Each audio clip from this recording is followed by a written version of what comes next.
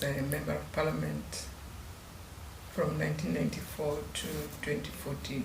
In 1984,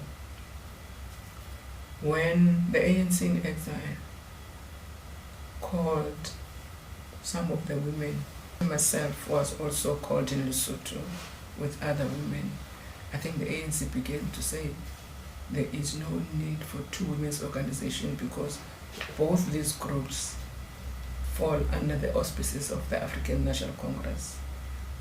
And it is us, the young people like Zoe, Noma India Mfeketo, myself, Mavis Makelen on this side, who pushed the elder women to say, no, we need one women's organization. Hence, in 1985, both organizations had to fold and come up with one organization, which was the United Women's Congress. That's how this came. Without any, I don't know why they have to wait for the ANC outside the country to be involved in this. We would address the issue of triple oppression. That was the main thing. That was like, women have been oppressed, by just as human beings in South Africa, and the gender issues and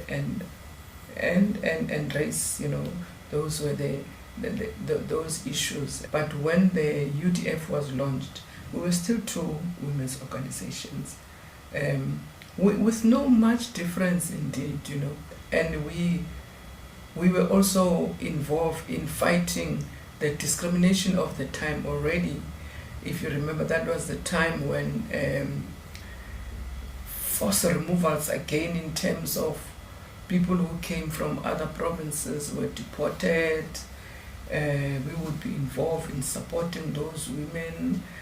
I remember there was also the sit-in in the St. George's Cathedral, people were deported to the eastern, Transkei at the time. We would form part with other NGOs in taking care of that. But that would go hand in hand with conscientizing more people to be involved in the struggle and the realization of the freedom and the fact that education system must change,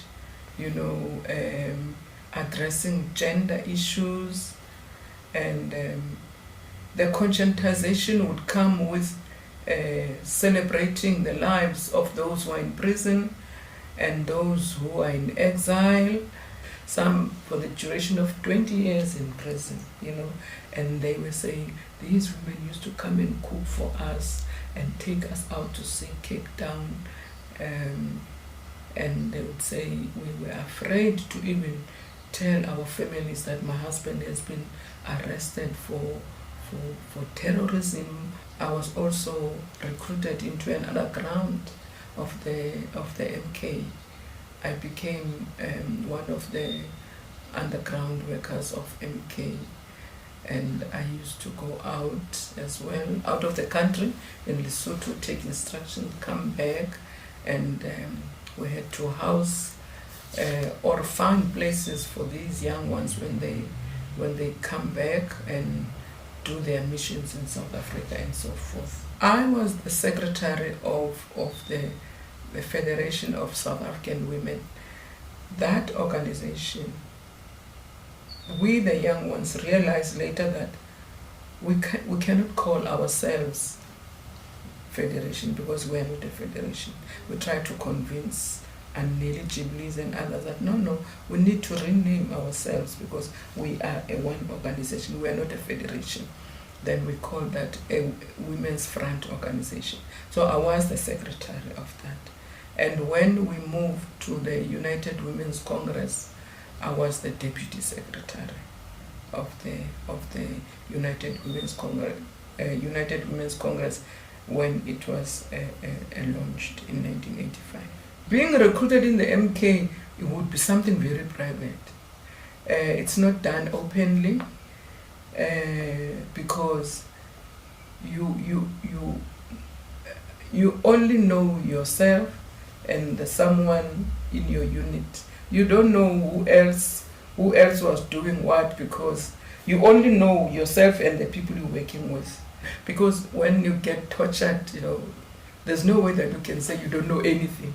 You must release some information. Most of my friends were teachers, The threat was, what is Mampe doing with this thing? I mean, do they think they're going to change this? We were born in this system, nothing is going to change.